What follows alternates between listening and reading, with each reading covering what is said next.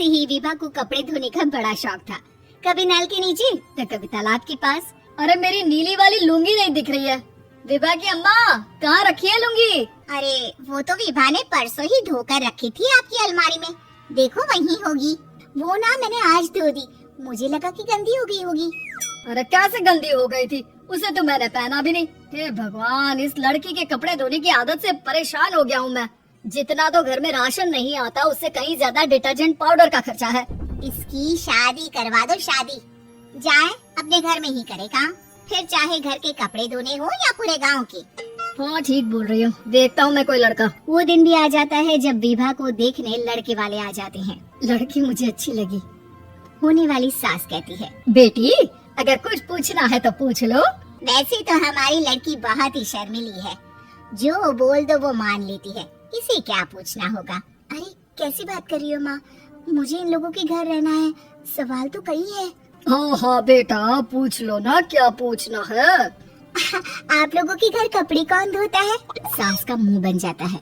देखो, अगर तुम ये कहना चाहती हो कि तुम्हें कपड़े धोने नहीं आते तो सुन लो, कपड़े मैं ही धोती हूँ, लेकिन तुम्हारे आ जाने के बाद मैं रुमाल तक नहीं धोऊंगी। अरे चुप रहना भाग्यवान, बहू बेचारी घर आई नहीं, उसे डराना शुरू कर दिया। वो क्या है ना बिटिया, अभी तक तो ये कल्लू की माँ ही धोती थी, लेकिन अब तुम्हारे पापा तो दहेज में वॉशिंग मशीन देंगे ही। तभी विभा की माँ बोल पड़ती है, सवाल भी पूछा तो क्या, वैसे भाई साहब मशीन की तो फिर भी कपड़े धोने की कैपेसिटी होती है। मतलब जो बिटिया दे रहे हैं ना विभा, इसे कपड़े धोने का बहुत शौक है। ये आप लोगों के क्या आस पड़ोस गांव मोहल्ले सबके कपड़े धो दे और उफ तक ना करे।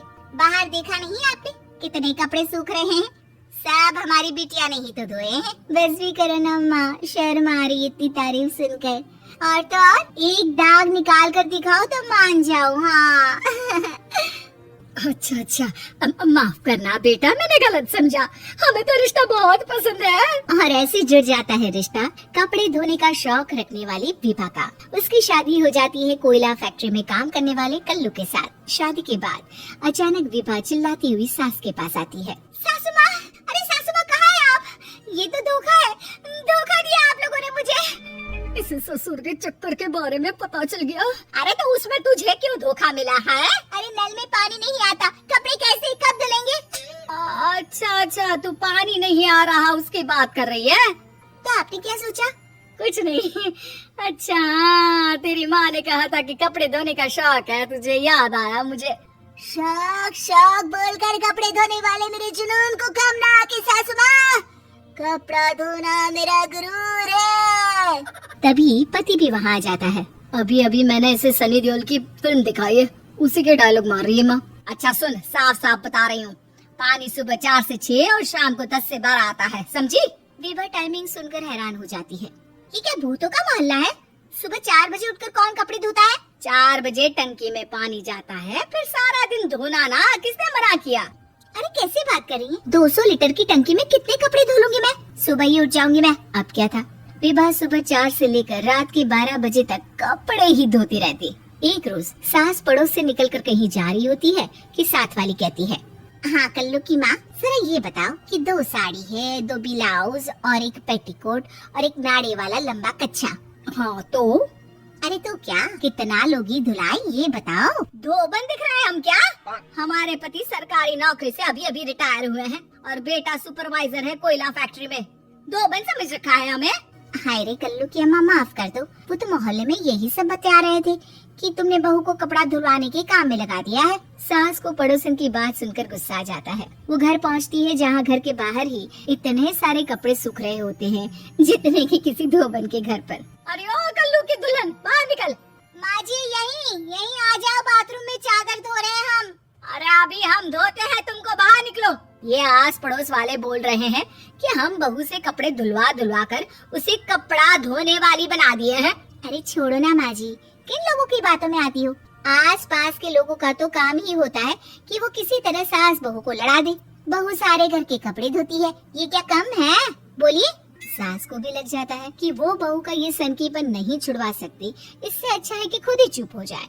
एक रोज सास और बहू मंदिर जाते हैं, जहाँ सास की साड़ी वहाँ खड़ी भीख मांगने वाले से मिलती है। माँ जी क्या बात है, आपकी साड़ी उस भिखारन से कितनी मिल रही है ना?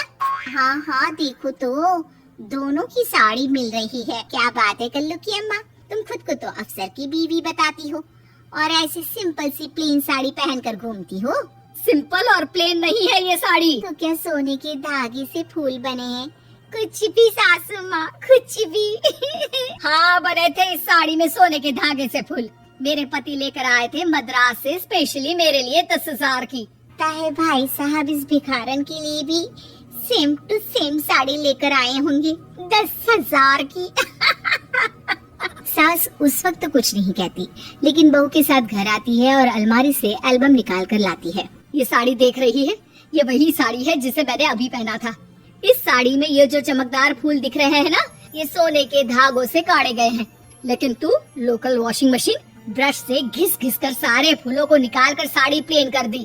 मुझे माफ कर दीजिए सासू माँ। और तो और, जब मैंने तुझे तेरी गलती के लिए कुछ नहीं कहा, लेकिन तूने तो सबके सामने मेरा मजाक ही बना दिया। क्यों? बहू को समझ में आ जाता है कि